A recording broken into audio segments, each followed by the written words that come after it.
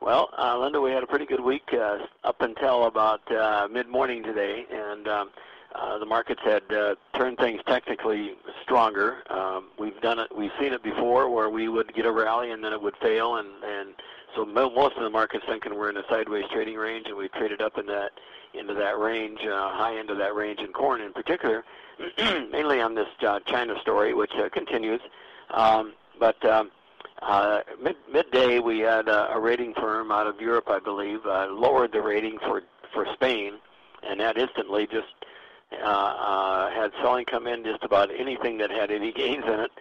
Brokers are so nervous they don't have a trend in mind that they just they sold crude oil because it had rallied a little bit and it bounced. Now it's about 70, 80 cents off the lows. Corn they sold off, and to the point where we lost about 60% of what we gained this week. In other words, from the low in the last trading days, I guess, or extreme low until the highs the other day. So we've had a good correction, which might be expected on a 3-day weekend. And I think QT Weather had put out a situation that said, looking forward to the next 2 weeks, we may have ridging and troughing, and it looks like warm, and then that's going to knock off some thunder showers. So look for a couple inches of rain going across the Midwest, and even the South may get some. So greenhouse conditions, and that ridge thing comes and goes. So it's kind of a little bit volatile and enough for traders to do something. But we called the floor to find out what's going on, and they said the volume was very, very low today because a lot of brokers come in, they do their thing, and then they leave for the 3-day weekend ahead of time. And this sometimes happens. They try to catch them off guard, and somebody with money comes in and sells it off, and there's nobody to take the other side. No evidence of any fund problems coming in here selling, even though Goldman roll is supposed to start next week, where they sell the front month, buy the back month type thing. And so I wouldn't make too much out of it. One thing encouraging, I guess you could say, I got some information out of Switzerland from people that watch China pretty aggressively, and looking at the domestic corn prices, nothing has changed with the obvious buying of purchasing of importing corn. In fact, in the last 10 days, we've gone up about 8 cents a bushel. In some cases, 15 in others, depending on how far away you are from ports and so forth.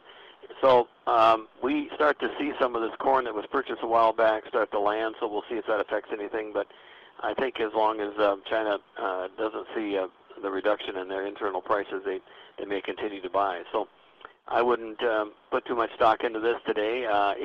If we would close well off the lows today, that would be encouraging, and otherwise profit taking was expected, and we'll see what it looks like on Monday, Tuesday. Well, we'll get a crop rating report, of course, on Tuesday, and that should show good progress in soybeans. But here we are, the 1st of June already, and we're not all planted in beans. And I think West Central Illinois has got some water problems, and I'm about an hour and a half away from getting to the airport to fly to North Dakota for the weekend, and for the first time that I can recall since we started planting corn up there in our farm, we will not have any planted. The wetness is worse than what it was last year. Friends in northwestern part of North Dakota have stopped planting. They've had 2 or 3 inches of rain this week. I think the Red River Valley is probably okay. I'll know when I drive through there, but I think there could have as many prevent planted acres in North Dakota and South Dakota as we had last year. Another client in South Dakota, about 20 miles south of Aberdeen, said he got about 40% of his corn planted and is going to plant beans for a while longer. But as the prevent planting date comes into fruition, it varies from northern North Dakota on south. They're going to stop planting. They're just not going to get in the same situation they got last year where they had immature corn. So it's not all roses like it is in northern Illinois, where we are setting pretty good. So I think we get that crop report out of the way on Tuesday, and then we focus on China and then some more of that long-term weather.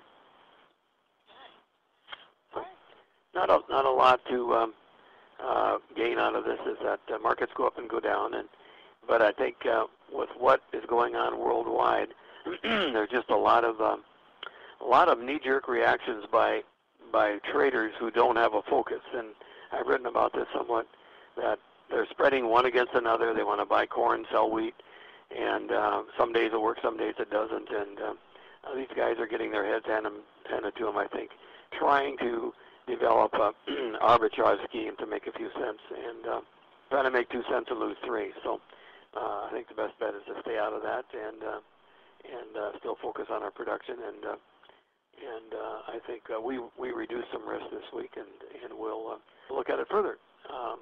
Not a lot of damage done, and nothing that I wouldn't have expected to have happened maybe over 2 or 3 days, not just 30 minutes. So